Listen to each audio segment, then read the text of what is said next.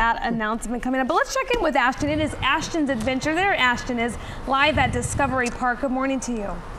Hey, well, good morning to you, Kiba. Good morning, Dan. Hi, Jeff. Yeah, we're live here at Discovery Park because this is National Safe Boating Week. We are spreading the word about safe and responsible boating. And of course, here at Discovery Park, you'll often find many boats right here in the water, and a couple of these boats are actually from the Sacramento Sheriff's Office. We've got the DART out here, the Drowning Accident Rescue Team unit. They're actually going to be doing a live water rescue demonstration for us here this morning, again, as we talk about the importance of safe and responsible boating.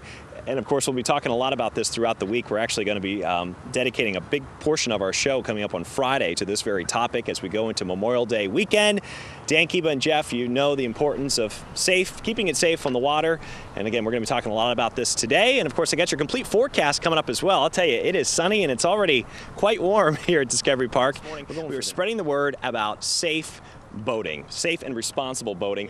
We've got a great team of volunteers out here who are actually going to be doing a water rescue for us coming up in just a few minutes. I've also got Gloria Sandoval with me. She's with the Department of Boating and Waterways. Good morning to you. Good morning. So this is an important week for everyone to be reminded about staying safe on the water. Memorial Day is coming up. It's a week from today. Yes, and we really want to ensure people are in their life jackets. Life jackets really make a difference between a life or death situation, and pretty much that's what we're doing today. We're showing what our search and rescue demo would be, how it's easy to rescue somebody, right, but why it's really, really important for them to wear a life jacket. We don't want to rescue anyone in the first place, right? No. I mean, Definitely you don't not. want this team to have to come out. No, definitely not. I mean, we want people to go out there, be in the water, enjoy it, be safe, and come back home safely, and not for the family to be, standing on the shoreline looking at these search and rescue people. In the event that a rescue is necessary, though, we're actually going to be showing you how they do that. We've got the Sacramento Sheriff's Office out here. We've also got volunteers from DART, the Drowning Accident Rescue Team. I wanted to make sure I get that acronym correct.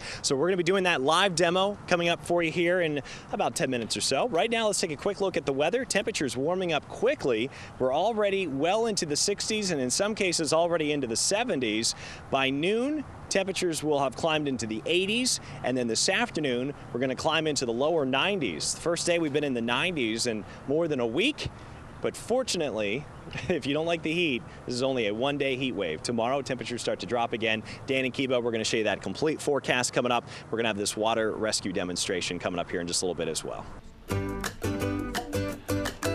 It is that time again, Ashton's Adventure. And today he's at Discovery Park because he's observing Safe Boating Week. He is. Let's check in now with Ashton live there with our full forecast. And it's going to be a warm one today. It is going to be a warm one. It's definitely going to feel like boating weather out here today. And of course, we are just a week away from Memorial Day. So we are talking about safe and responsible boating, as well as the importance of always wearing a life jacket whenever you're on the water.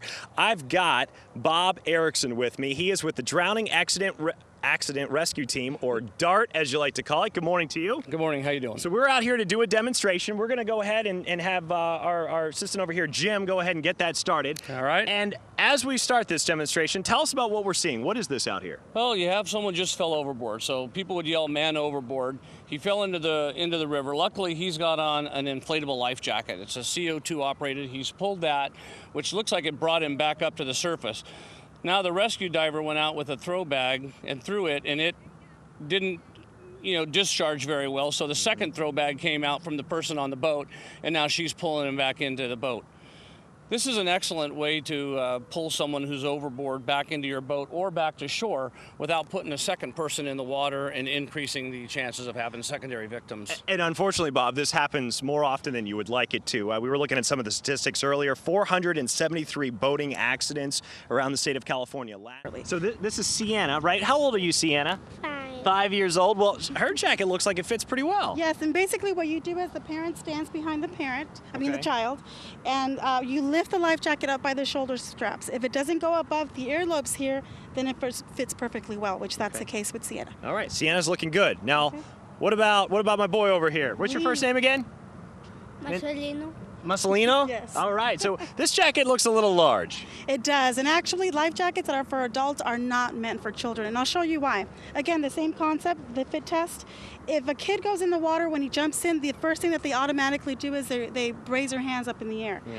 What happens is that the life jacket goes up and it slips up and it covers the mouth, the face, and they're going to be unable to swim. It may potentially come right off. And potentially come off. Yeah. So the life jacket is going to be floating, but the child's going to be underneath. It's useless. And especially with the rivers, there's a lot of undercurrents. It's extremely dangerous for kids to be without life jackets in the river.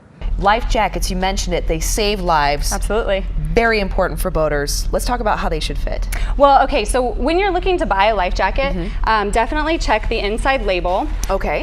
It will tell you exactly what you need to know. It'll tell you what activities the life jacket is approved for. It will tell you the size that the life jacket will fit. Wow. Yeah, and the main thing, the biggest, I can't stress this enough, please make sure that it's U.S. Coast Guard approved. Okay. It'll have an approval number, and so you want to make sure you have that on there on the label. So all that information is literally in here. There's Yeah. no reason to so it's say on you don't every know why. single Yeah. Coast Guard approved life jacket.